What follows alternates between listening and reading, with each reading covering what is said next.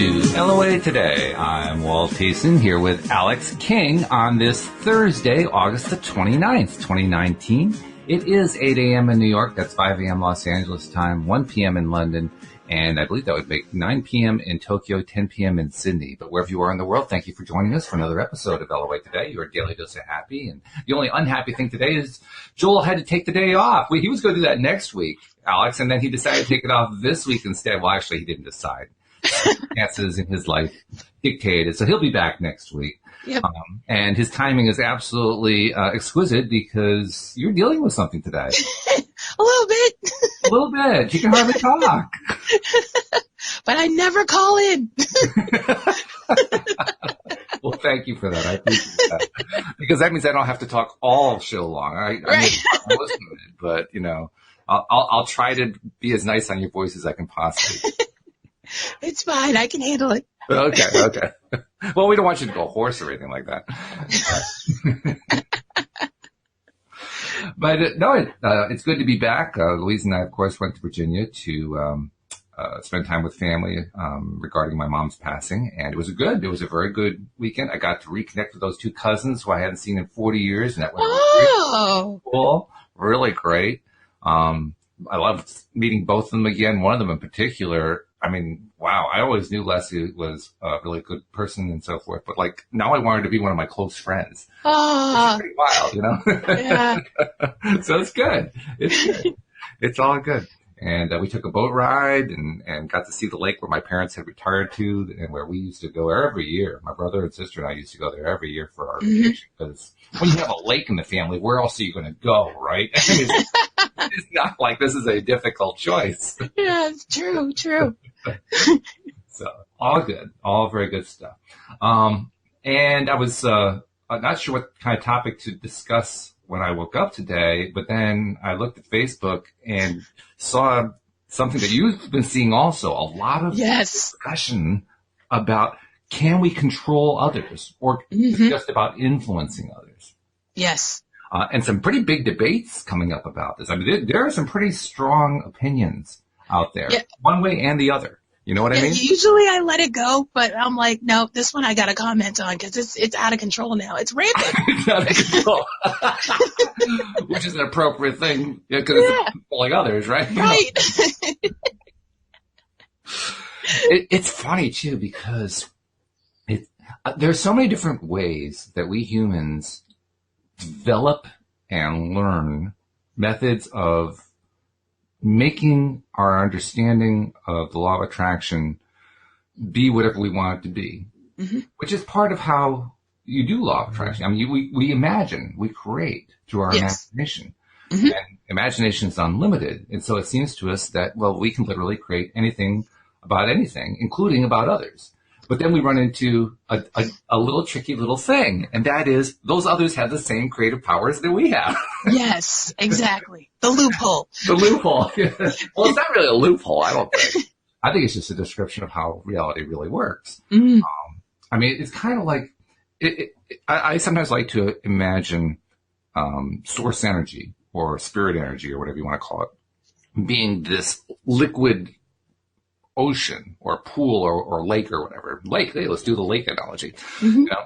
So it's this lake and it's full of all these drops of water that are all adhering to each other all over the place. And when you see it as a whole, you can't see the drops. All you see is the pool of water. But dip a cup into it and drip the cup onto a surface of some kind, and you can see the drops because the drops kind of separate from each other for a little bit. Right. To me, those are the individuals in the source energy. Okay? Well, we're all drops of water in this analogy. Okay? So we have all of the characteristics of water. We have all of the power of water. All of us have that power to erode over time because that's what water can do. Water can erode. We have all the same powers. And yet we are also creators. In that sense, we are all God. We are all individual pieces of God, and we are all individually God, and both are true at the same time. And that's where all this comes in. That's where all this confusion comes from, this disagreement. And I think a lot of it is terminology. Agreed. You know? There was one person that I had a little discussion with today on Facebook, and I'm pretty sure our discussion and disagreement, if you will, was about terminology. Mm. Because she wanted to use the word control and I wanted to use the word influence. Let me just read, I'm going to bring it up here on the browser because okay. I think it's really a useful discussion. Her name is Megan. I won't quote her last name, but Megan, well, I had responded to somebody named Carolyn who had said, I think I really messed things up with a guy I really care about. Can I fix it with the law of attraction? Mm-hmm. My reply to her was, you can't make him do anything, but you can influence him. More important is what you do with your own thought and feeling process. And as Neville said in his, this is a Neville Goddard group, by the way. Okay. And as Neville said in his book, Prayer, the possibility to impress an idea upon another mind presupposes the ability of that mind to receive that impression. Mm. So that was my response. Mm-hmm. Megan jumps in and says, well, Walt, he said, we can make people do things. Oh?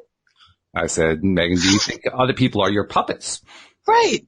And she says, LOL, no, I mean, you can literally make things happen. There is too much proof to say otherwise. I'm not talking about manipulating people. I'm speaking on creating reality. Do you know where you are? And that last statement, do you know where you are? That's meaningful. Hang on to that one. You'll see what I mean in a minute. She says, I responded, well, everyone can create reality, but my question is a valid one. Do you believe that you can create other people's reality? Mm. If not, then they can make decisions that don't align with your decisions. That's the nature of contrasting reality. Right. Megan says, I can interfere with other people's reality. Like I said, too much proof to say otherwise. Then she says, why would church folk pray for each other if you can't interfere with others' reality? That isn't my point, but language and scripting do whatever you want. What?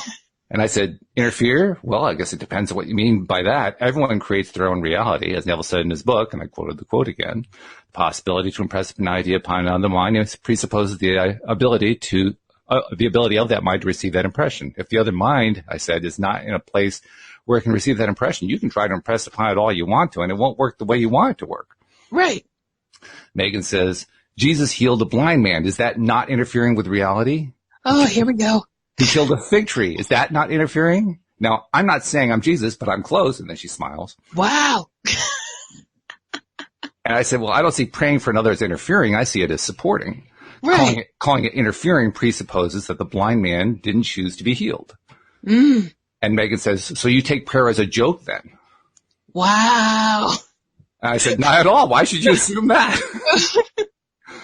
And she says, praying is not supporting. It is a decree, a command. But anyways, I'm not here to argue because I know what I'm capable of. And if you don't know how about you stop reading and start doing the work and see for yourself. And I wrote, and commands can be ignored by other beings. You believe you can create someone else's reality, yes? She laughed again and said, like I said, if you can't do something, it's because you told yourself you can't. They have witchcraft and spells for a reason. Sorry, but your reality can be interfered with. Seen it way too many times for you to even be speaking about your limitations with me. And I wrote, well, then if your reality can't be interfered with, neither can theirs. It works both ways. Right. And she says, I don't think you belong in this group. Wow. And that goes back to the previous comment. That comment didn't make any sense. Do you know where you are? Yeah. In other words, you have to believe a certain way to be in this group. These Neville people? Oh, wait a minute, I'm not done. So I said, well, you can think what you want. It doesn't affect me unless I choose to be affected by it. Facts. So here's the question.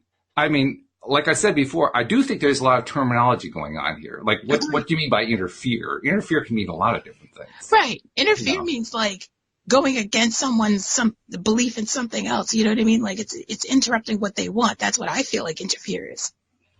Well, that's one way. That's the way I tend to think about it. Mm-hmm. Another way to put interfere into context is to say, well, if I put a thought in your way that you don't like and that you choose not to pay attention to, I've still interfered. Mm.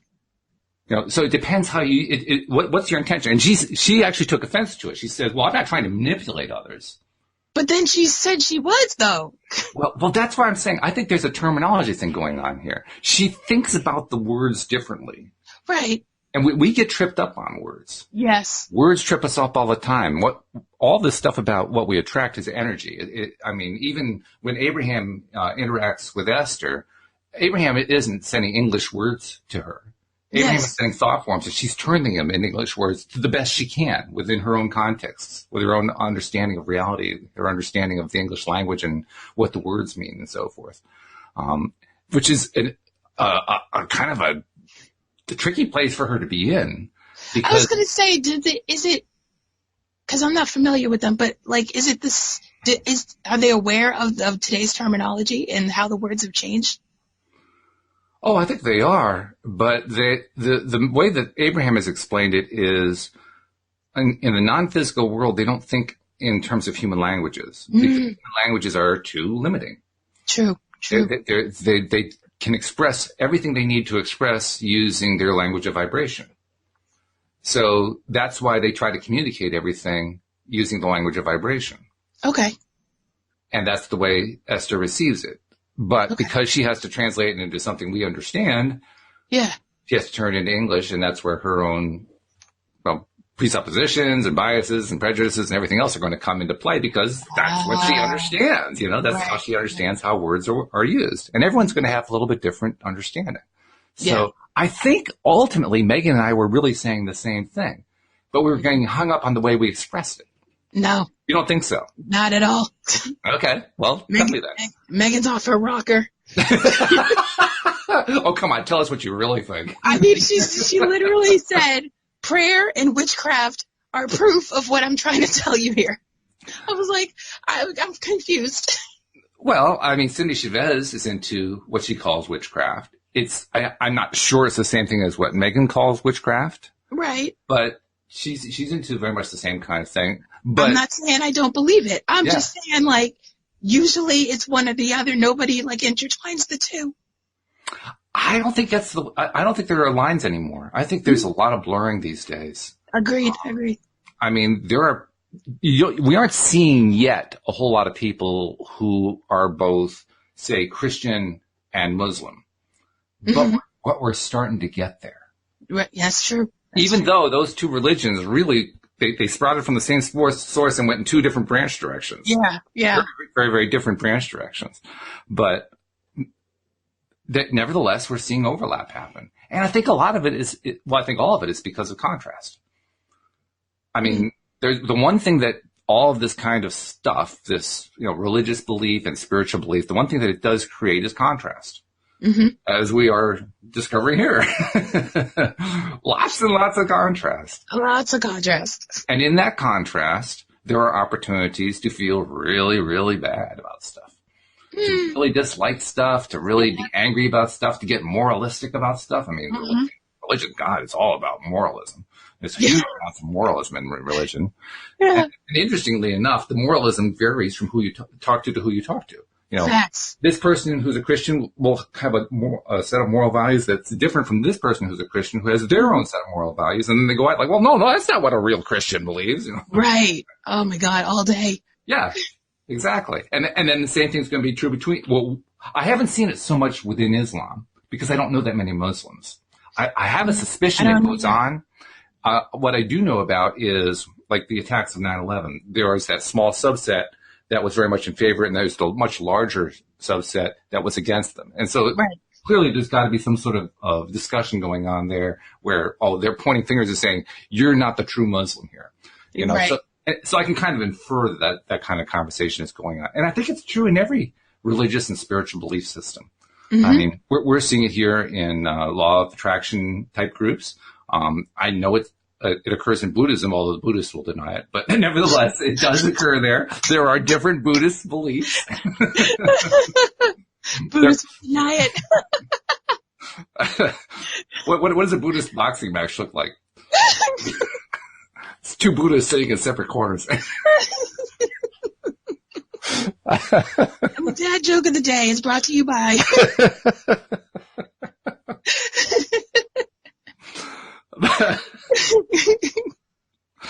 But no, it's true. I mean, even belief systems that are not prevalent to the same degree that the major religions are around the world.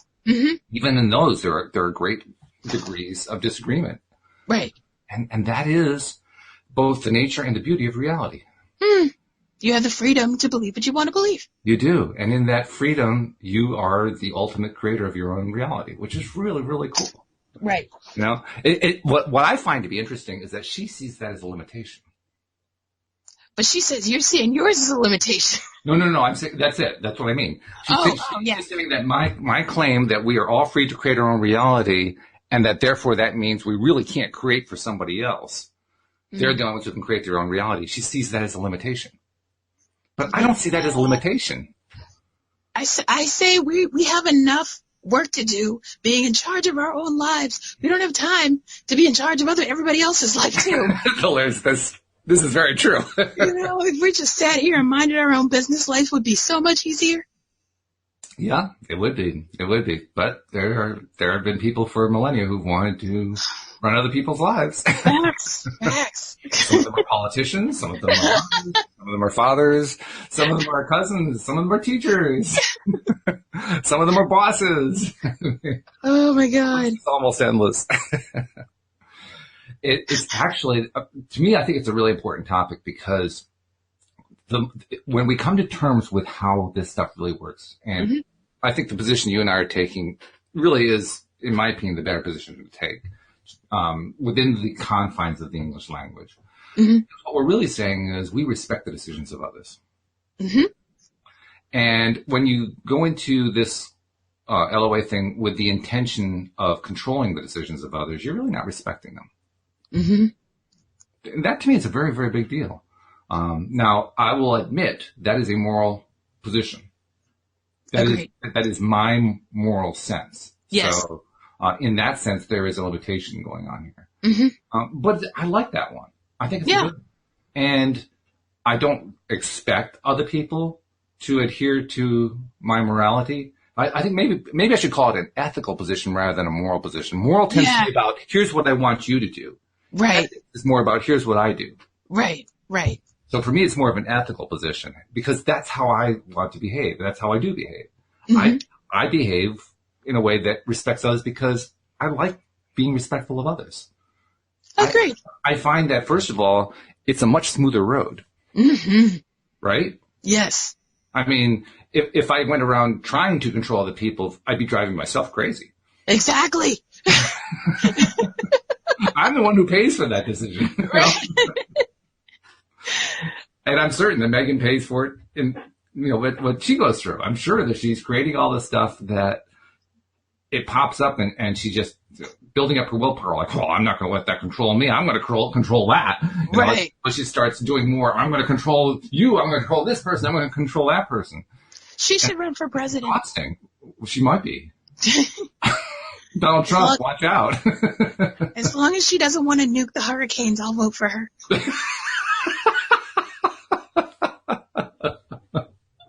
Oh, that's funny. So now we have some daughter humor. That's good.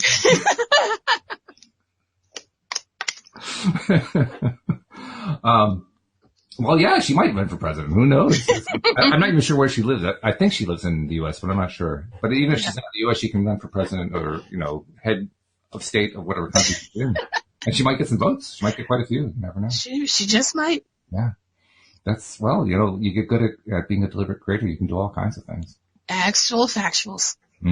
That's true. There was also what the original post was about. Because the original post was getting an ex back, which is a topic that's near and dear to our hearts because it was the topic that drove our decision to create The Grass is Greener the way we create it, right? Yes. And we see it all the time. All the time. Too many times a day. Yeah. Oh, it's continuous. And along that line, I want to share a second story. Okay. This is one I haven't responded to yet. And I'm not sure, I haven't decided whether I'm going to respond to it. It's by someone named Vi, V-Y. And I think Vi is a she. Yes, I'm pretty sure Vi is a she.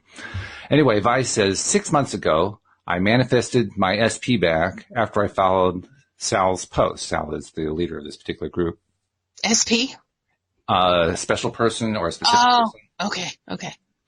I got him back after 2 weeks. We've been living together since then. He isn't nice to me when he talks. He complains a lot. He's crummy all the time, high on drugs on the weekend, etc. He is completely different from when we were dating. Mm-hmm. And then she borrows a Neville phrase, he is myself pushed out. Mm.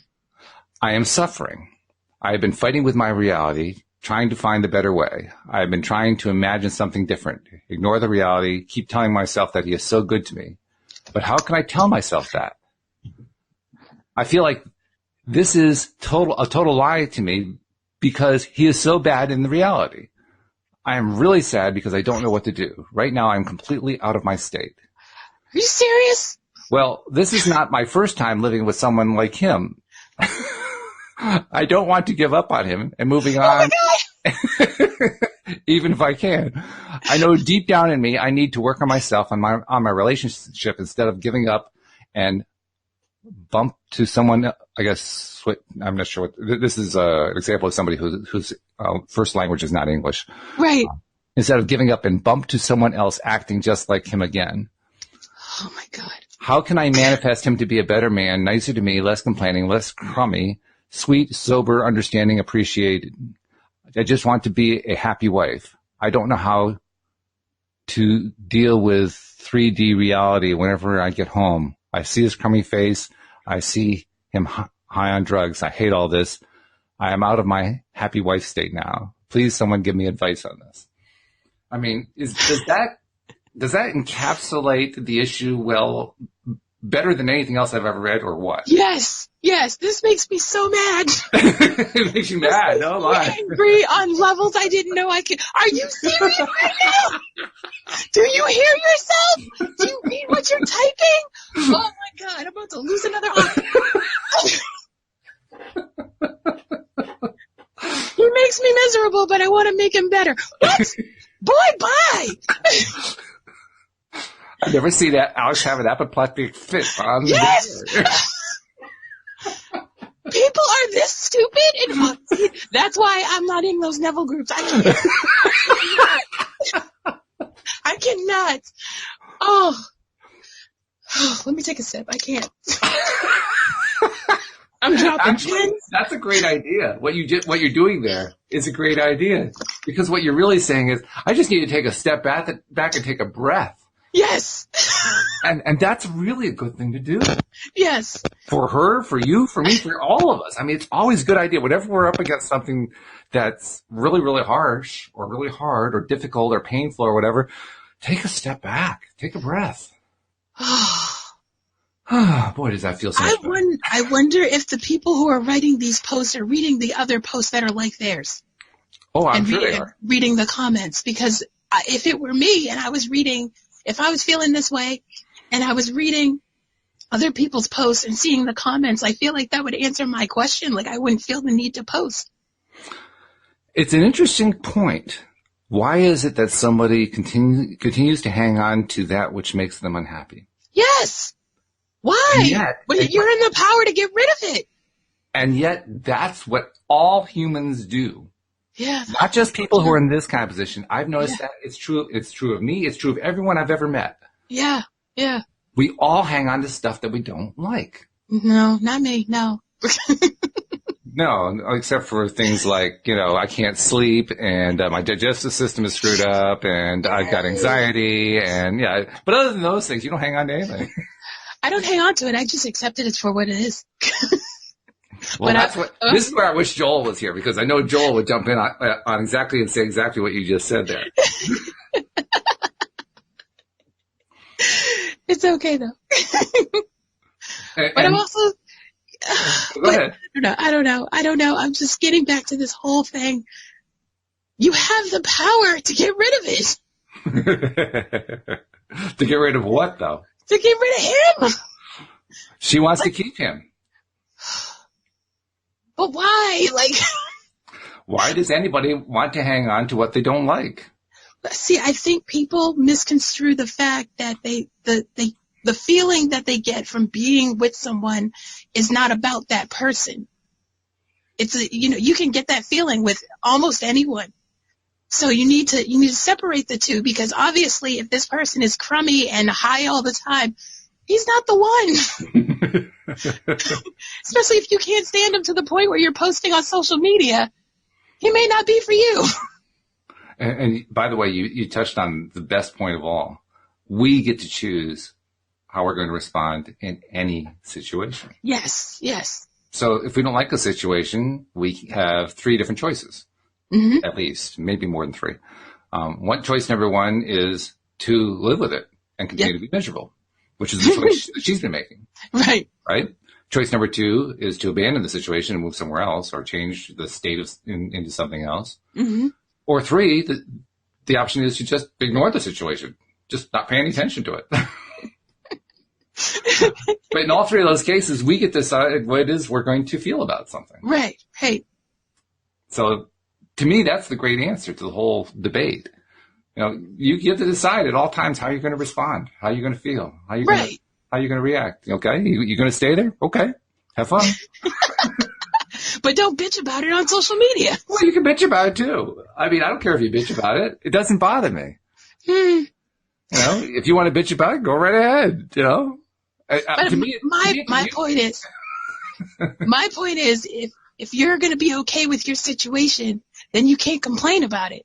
Sure Because you're okay with it. Apparently you can. Like, you will not see anything on my social media bitching about my anxiety. Like, it sucks, but I'm not like, because I accept it. It is what it is. So, I don't know. That's just my personal preference. I don't know. I think you're right. I mean, I definitely agree with you. That's a choice you can make, and it's very much in alignment with the choice that I would make. Yeah. I mean, this is just part of a much larger topic. The one that I mentioned before. People wanting to hang on to paying attention to what they don't like. Mm-hmm. And I mean, it's part of the reason why we come to this world, why we come to this reality, why we become physical beings. As Abraham has pointed out, we come here to experience the contrast. Well, that's clearly contrast. Major contrast going on. Major contrast. All the contrast. Yes. Major contrast, lieutenant contrast. I mean, all the contrast. Dad joke too. There we go. And in that contrast, we end up with all kinds of opportunities to experience all the different ways that consequences come out of that contrast. And I think that's part of the answer as to why it is we spend so much time hanging on to what we don't like. Mm-hmm. Which, on a logical level, sounds insane to me. Yes! But on a feeling level, not so insane. Bro. I mean, I'm not saying I would make those choices, but feeling has nothing to do with logic.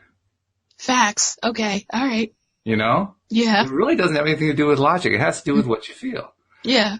And there's if you want to talk about limitations, there's a certain limitation that people adopt, which is to believe that if you repeat the same behavior over and over again regarding something you don't like, it'll change into something that you like. Insanity.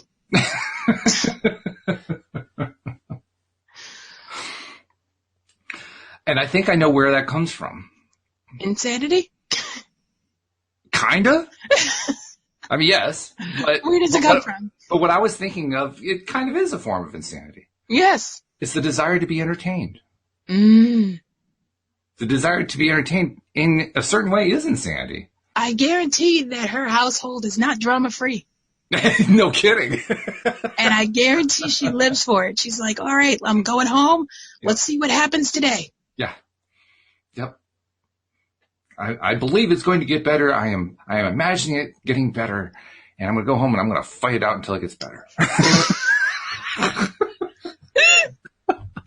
That's why I prefer my drama on TV. But that's why I prefer not watching drama on TV. It's not like there's any lack of drama in our lives. But I feel like if there's an outlet that it's not in my actual life. But to what degree are we programming ourselves by watching those dramas? I have my bubble.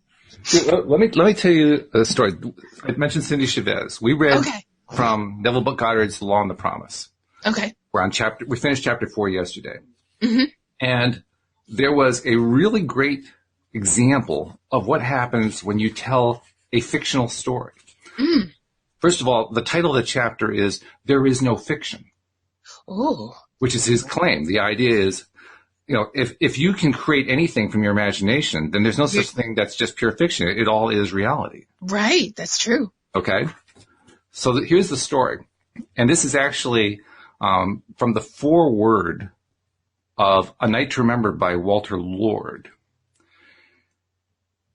He says, in 1898, a struggling author named Morgan Robertson concocted a novel about a fabulous Atlantic steamship liner, far larger than any that had ever been built. Robertson loaded his ship with rich and complacent people and then wrecked it one cold April night on an iceberg.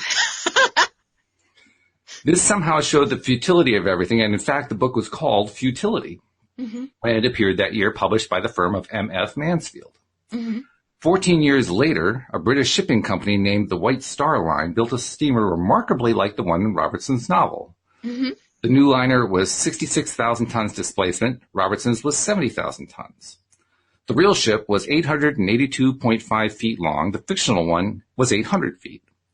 Both could carry about 3,000 people, and both had enough lifeboats for only a fraction of this number. But then this didn't seem to matter because both were labeled unsinkable. On April 19th, 1912, the real ship left Southampton on her maiden voyage to New York. Her cargo included a priceless copy of the Rubaiyat of Omar Khayyam and a list of passengers collectively worth $250 million. On her way over, she too struck an iceberg and went down on a cold April night.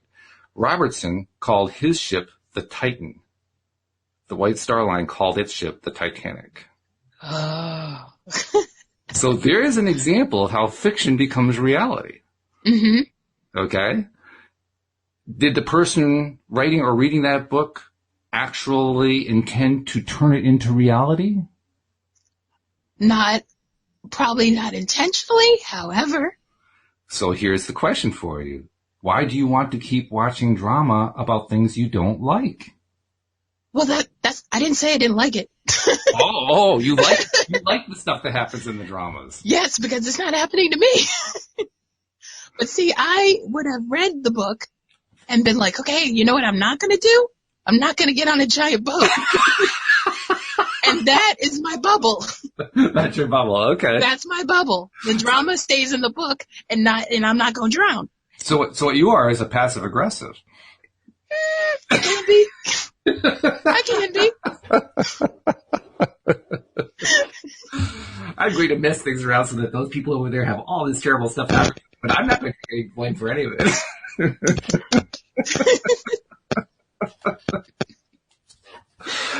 But Cindy read that yesterday. I thought to myself, wow, yeah, that really summarizes exactly what goes on in contrast. Yeah. It's where the phrase comes from, be careful what you wish for. Facts. Be very careful what you wish for. And in fact, Neville actually made another really good comment in that book. And he made it almost in passing. But let me see if I can find it.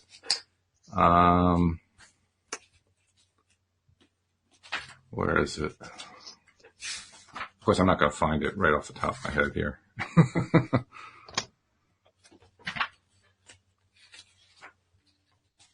It's right at the beginning of the chapter. Oh, yes. If we had this wider view of causation, that causation is mental and not physical, that our mental states are causative of physical effects, here's the point, then we would realize our responsibility as a creator and imagine only the best imaginable. And I think he's right about that. I think that's hard to do all the time, though. It's like, I have this dilemma with myself all the time, like when I'm sitting in bed minding my own business, or I think I am, and then I think of something terrible, and I'm like, oh my God, am I manifesting that right now? Like, I need to. It's too much. It's too much power. Well, I don't know if it's too much power, but it certainly is a ton. Yeah. I have a proposal to put out there, and I want to see what you think of it. Okay. I see these posts. You've seen these posts all over the place. People, usually they're about getting access back. There actually can be about a lot of different things, but that seems to be the prevalent one. And no one wants to get their old car back. Yeah, I never understood that. Well, actually, that's not true. There are some people who collect old cars and rebuild them, so they want to get their own car back. Yeah. But they are a very, very distinct minority. Right. They're not in this group. No, not really. No. They're too busy rebuilding the cars to be in the group. But I look at this and I say to myself, what would be the way of understanding my role in this? Mm-hmm. Because here I am reading these posts I don't like. Right. And I answer to myself, well, maybe what I need to do is to develop a pivot. Pivot? A pivot. It's from Friends. You wouldn't get it. Okay. I only get pivot from Abraham, so you have to tell me about Friends. Do you want me to? Oh, right now? Okay. Tell it. So, it kind of works actually in this situation. So there's a scene where Ross, one of the main characters, is trying to move this couch into his new apartment, which is up like 3 flights of stairs, but they can't get it around this certain corner. So his whole thing is like, okay, let's try this angle. Let's try this angle. So then he's like, no, you're doing it wrong. Pivot. Okay. So that became a famous line, pivot. And well, yeah, that does match, doesn't it? Yeah, it does. I mean, yeah. I'm imagining they're trying, this is the way you usually get a couch around the corner. They're standing it on its end and they're twisting it. That's pivoting it. Yeah. So yeah, that's exactly right. Pivoting is what it's all about. So how would I pivot with these things? And this is actually what I usually do. Mm-hmm. The first thing I do is I don't know exactly what language I use to myself, what wording I use, but in some way I say to myself, well, that's funny. I like it. Because now I'm not getting sucked into it emotionally. You know, I don't want to go say to somebody I'm laughing at you or LOL into their face on a comment or something like that. Well, you're better than me. No, because I don't really want to. I don't make them feel bad. That's not my goal. Well, I wouldn't post LOL or yeah. I just giggle to myself. Yeah, well, exactly. I'll tell you about it later. Well, I'd probably leave the last part out, but yeah, I agree with you. That's exactly what I do. I laugh to myself because it's a way of not getting sucked in. That's what I'm trying to say about TV drama. Okay, so in that case, what I could kind of summarize that as is you're using the TV drama as a way to strengthen your own ability to stay out of it. Yes. And that does make sense to me. It's all right there on my screen. I can turn it off and turn it back on. I don't need to. It's not actually in my life. It's nothing I'm going through. Mm-hmm. However, it is entertaining. And that is the point that I was making earlier. Mm-hmm. I wonder if entertainment is the reason why we end up liking what we don't like, preferring to spend our attention on what we don't prefer. Most likely. Yep. Yeah. Mm-hmm. Yeah. Boy, are we messed up. No, I'm kidding. We knew this when we made ourselves, so I mean,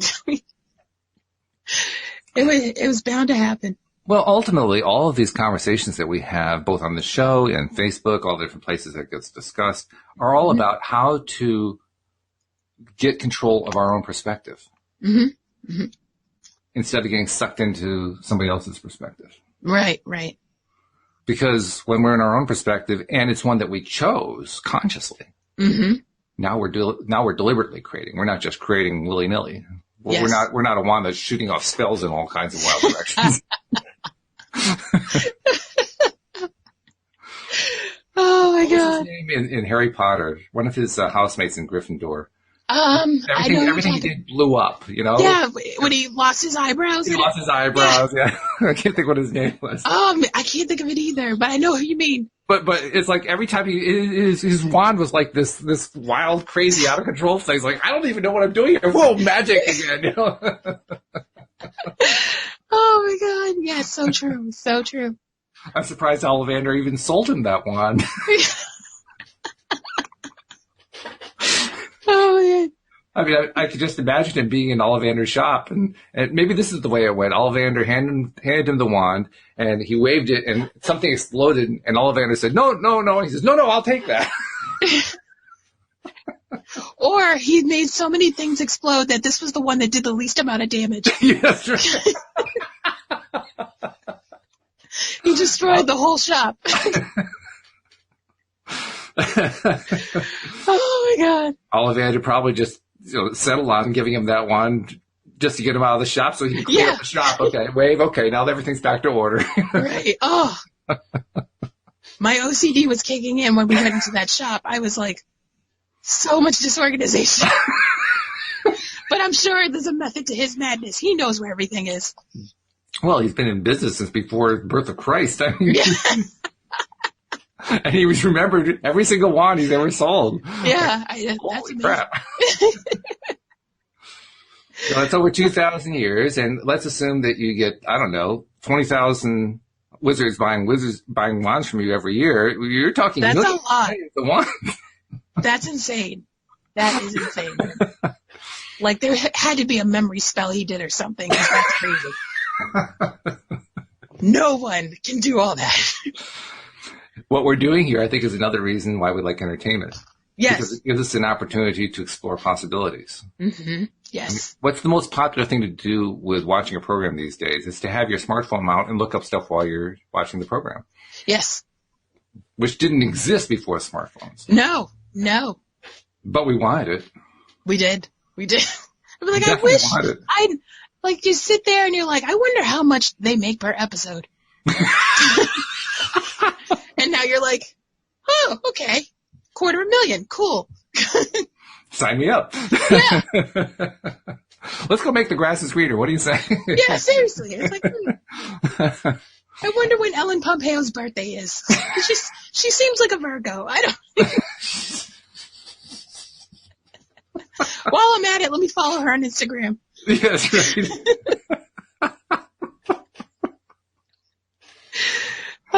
I mean, no wonder this is the instant gratification generation. I mean, the gratification is constant. Yes. I was talking to my friend the other day, and we were talking about the generation. This generation has no idea. Like, when you missed an episode of your favorite show, you missed it forever. Like, that was it. There was no DVR. There was no repeats. Like, that. It was a special episode, and you missed it. There were some old TV shows that every once in a while somebody finds an episode that was a lost episode in someone's closet, and it's a big, big deal. Right. Oh, man. Yeah. The good old days. And movies. I mean, that was a big issue with old movies at one point. Turner, among others, paid a lot of money to restore the old movies and put them into digital form. Yeah. But a lot of them got lost. Yeah. A whole lot of them just got permanently destroyed because the film, the chemicals on the film deteriorated the film to the point where it was unusable. Right. I did hear about that. Yeah. That's crazy. Yeah. I know there's some films that they got pieces of them, but they couldn't get the whole film. That's sad. Yeah. Which is why we have all these reboots now, and it's trash. Just saying. Well, I mean, it depends on what the storyline is, but certain stories, particularly of the really popular ones, they're going to be hard to reproduce. I mean, it's like Mary Poppins Returns. It didn't have a chance. No, there was no way that film could succeed. And personally, I think Emily Blunt did a great job. But there was absolutely no way that film could succeed. It was impossible. That's what I'm saying. I'm like, let's not top perfection. Let's just leave it as it is. Press rewind. Like, I don't know. But then it's like some things work. Like Aladdin came out fantastic. Mm-hmm. Yep. Lion King, not so much. And I guess that's part of the entertainment industry. You never really know exactly what's going to take hold. You don't know because you would think if Aladdin worked that Lion King would, but it's two different entities and it clearly didn't. So you never know. You just got to swing and see what happens. Exactly. Yeah. Which is getting back to what we originally started with. That's exactly what people do. Yeah. Speaking of which, I have a post. Oh, okay. Go for it. Now, I don't remember the person's name because I forgot to write it down. I was writing it as we were talking. Okay. And, she said, I literally have done everything to a T. I've asked, truly believed, felt if it was true, felt feelings, visualized, meditated, matched my vibrations to happiness I feel, and then I let it go. But I cannot manifest my ex back into my life. What am I doing wrong, and how does it work? Well, do you want me to address that? Because I could address that, but I'm curious to know what your take is. I have a feeling we're going to say the same thing. So my response was, because I was like, this is the third post this week. So I was like, now I have to say something because it's in the rule of threes. Okay, the rule of three says usually I ignore it because I'm like, oh, again. But now this is the third time, so now I'm like, so what I had said was I was like, you can't manifest someone else's manifestations. If they don't want to be with you, you can't make it so. And I left it at that. And I think 4 or 5 people agreed with me, but I got no response. So I was like, all right, everyone's entitled to their own opinions. If you don't agree, you don't agree. I think this really describes very nicely how there are 2 different issues that go on with these posts. Mm-hmm. The one issue is, well, what does it take in order to manifest the mm-hmm. thing? And the other is, why is it not a good idea to manifest the thing? Mm-hmm. Okay? And what you're addressing is more along the lines of why it's not a good idea to manifest the thing. Mm-hmm. Mm-hmm. But if you want to just go back to why aren't you manifesting the thing, I think there's a really important point that goes on here. And that is, we are not 100% consistent in what we like and want. Mm-hmm. And specifically when we're deliberately creating. Yep. Especially early on when we're still learning deliberate creation. Mm-hmm. But mm-hmm. even after we become old salty hands at it, yeah. We still make the same mistake over and over again, which is we contradict ourselves. Yes. We don't do it intentionally. No. We don't go out of our way to do it. And most of the time we don't even notice that we're doing it. Right. Like she said, or he said, I'm not sure if it was a he or she. It was a she. It was a she, okay. Usually a she. Yeah, 98%, I know. But that's because the guys are too afraid to speak up. But, yeah. And probably smartly. But the pattern is one of, I am going to focus on what I like. I really, really like this thing. I'm going to get excited about it. I'm going to do all the right things. I'm going to do my affirmations. And then I'm going to go on with the rest of my life where I talk about or feel about or think about how it's not going to work out. Yes. Oh, yes. So which is going to be followed? It's pretty straightforward which one's going to be followed. You got this big time momentum going on about not getting. You're trying to reverse it with 1 or 2 or 3 sessions. And then you go back to the rest of the time thinking that it's not going to work. Which momentum is going to work? It's pretty clear which one's going to work. It's not that difficult to figure out. You don't need a degree in physics in order to understand this one. Mm-hmm. It's pretty straightforward. So why doesn't it work from that perspective? Is because she doesn't really believe it deep down. Yes, exactly. And now Neville talks about how you build belief over time. And Abraham mm-hmm. talks about the same thing. You build belief over time. I think Abraham actually expresses it better.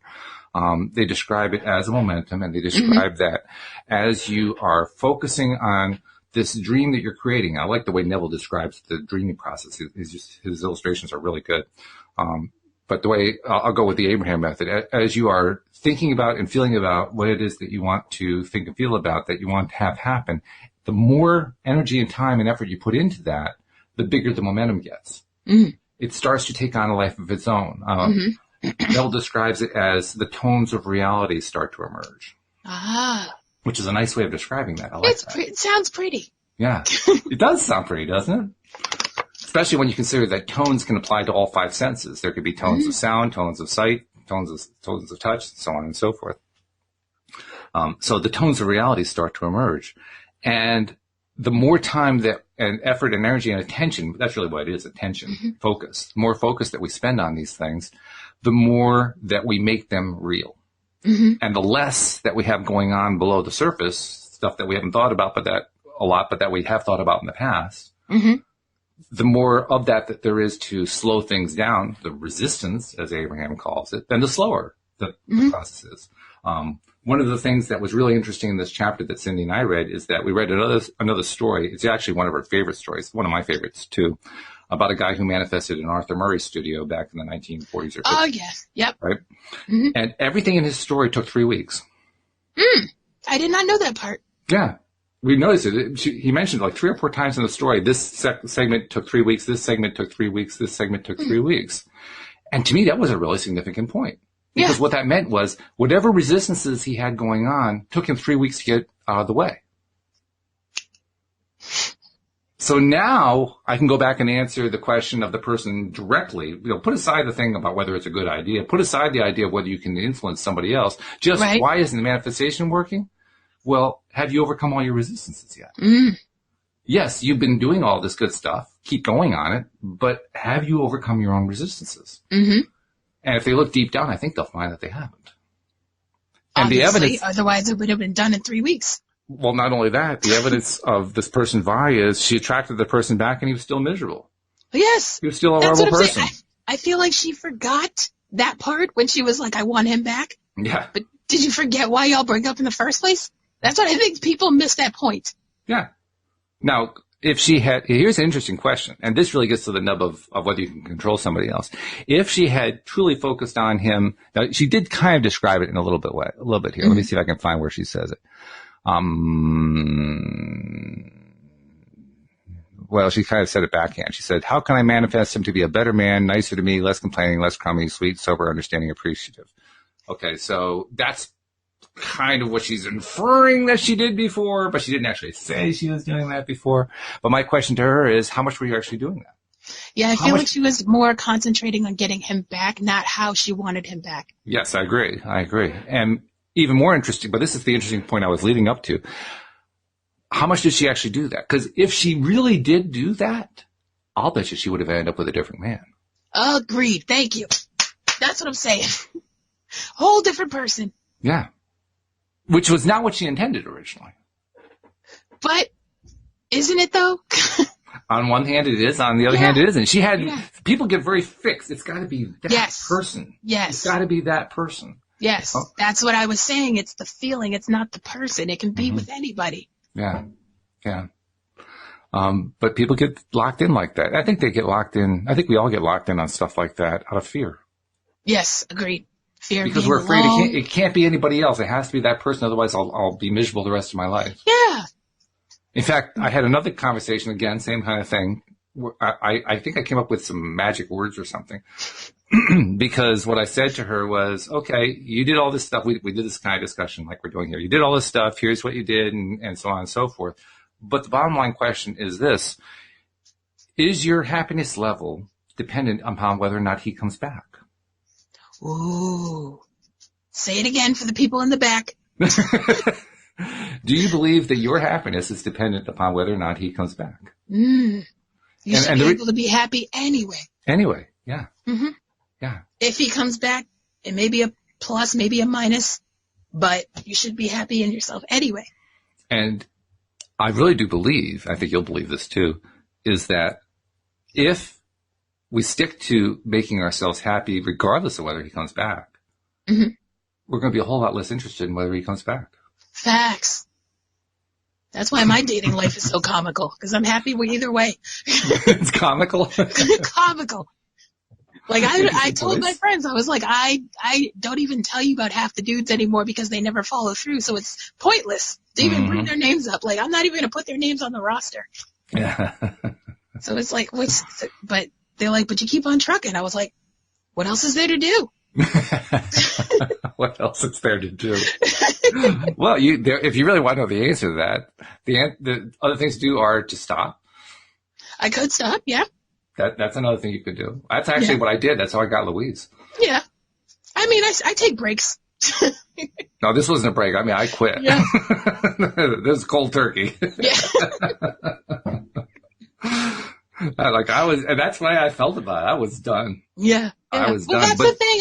I'm so hopeful for love. I'm never done. I'm never fed up with it. That, and I don't feel like it's me. So I'm not like, oh, I'm over it. I'm done. I'm never going to give up in an angry way. I may just be like, you know what? Let me just step back for 1 second. Which is ultimately the same thing. I think I needed to be done because that was my way of letting go of what I was grasping onto. Right. I was grasping onto it had to be this person. It had to be this next person. It had to be this next person. It had to be this next person. Yeah, see, I don't do all of that. I'm like, it's going to be somebody eventually. I'm a little looser in my beliefs.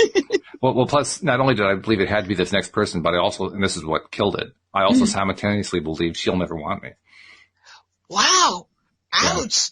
Yeah. Burn on yourself. Well, that's why none of them ever worked out. Well, yeah. It's going to be this next person, but she'll never want me, so it'll be fine. Yeah. I mean, how's that for a self-dialogue, right? Wow. I hurt for you. Oh, God. Thank God you found Louise. Oh, geez. Well, actually, thank God that I learned to let go of that. That's what saying I quit was all about. Right. Just letting go of that. Mm-hmm. And once I let go of that, she showed up a month later. Yeah. Yeah. Well, I don't think I've ever been that harsh on myself. Jesus, Mary and Joseph. Oh, let me tell you, Alex, I am the world champion at being harsh on myself. I will match my ability to be harsh on myself with anyone. To me, the great accomplishment is learning to be easier on myself. Well, yeah. That's a huge accomplishment for me. Yeah. And I'm still working on it. I'm getting better and better at it. But yeah, for the longest time, I was really rough. Oof. Yikes. And I paid the consequences for it, too. I guess so, yeah. Over and over. You had to learn your lesson the hard way, I guess. Yes. Yeah. It was educational. To say the least. So, and I think that's ultimately where I get my ability to laugh at when I see somebody, that's where it comes from. Yeah. Well, it's not so much I have to. It's more like, for me, the laughter is relief. It's a way of, I know in a sense what they're going through because I was there. I mean, I never really did what they do where they're trying to get an ex back. I never did that. I had that was before one time when I came close, but even with social media, I mean, I can think of one instance where I thought about trying to do it and I rejected it. Yeah. I just didn't want to go down that road. Right. But here's the interesting thing. Maybe this is another example of how we each approach contrast differently. But for me, I thought about it and instantly I thought to myself, boy, that would be painful. Right. Because I thought about it and I was like, but why, Alex? Why? Let's not do that. That would just be hurt. That would be really painful. Why are you putting yourself through the ringer again? Like, no, let's not do that. Just beat me down. Just hurt me. Me. Yeah. I couldn't do that. Maybe that was my health, my alignment poking its head out saying, no, thank you. Yeah. I prefer not. Thank you. Next. Oh. Yeah. I guess ultimately that's what all these people who are posting these things are really trying to learn. They're trying to learn how to say next. I think in this case, all these people, and I'm going to start posting, Ariana Grande, thank you, next. Just listen to the song. Draw the parallel for those of us who aren't Grande fans. Basically, she goes through the song thanking each and every one of her exes for a lesson or a thing that they gave her. Oh, okay. So, you taught me this, you taught me that, but, I'm not coming back to you. Thank you. Next. Well, that is good because what that's really doing is the art of appreciation. Mm-hmm. Yeah. Or as some people call it, the art of gratitude. Yes. Definitely celebrating gratitude in that song. Yeah. Yeah. And I prefer appreciation just because I think it's a higher vibration, but it's a quibbling because they're both high vibration. Mm-hmm. The point is when you focus on that, you're going to climb into a higher, happier place. It's really unavoidable. Mm-hmm. So you're not appreciating for the benefit. That's the big confusion. You're not appreciating or being grateful for their benefit. No, you're doing it for yourself. You're doing it for yourself. You have to. That's the whole point. There's no point in appreciating for somebody else's benefit. Well, there is for, feeding their ego, I guess. Mm-hmm. But beyond that, there's no point to it. But unless that's how you get your peace of mind. If that's what it takes for you to let go, then that's what it takes for you to let go. Yeah. For some people, it does. It's like, when somebody does you wrong and you're like, oh, bless their heart. And you just keep it moving. That's a low key slap, but Yeah, that's true.